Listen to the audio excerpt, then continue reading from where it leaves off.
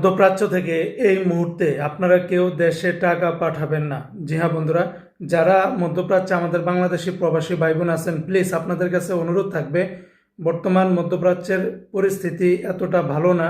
কারণ কোন সময় কি হয়ে যায় সেটা কিছুই বলা যায় না।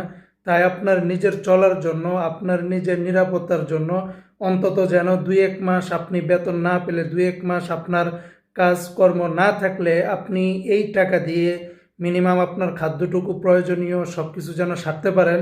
সেই অনুযায়ী বলতেছি, এই মুহূর্তে মানে 2-1 মাসের স্যালারি আপনারা নিজের কাছে রেখে দিন। প্লিজ কথাটা একটু বোঝার চেষ্টা করুন। কোন সময় কি হয়ে যায় সেটা কেউ বলতে পারে না।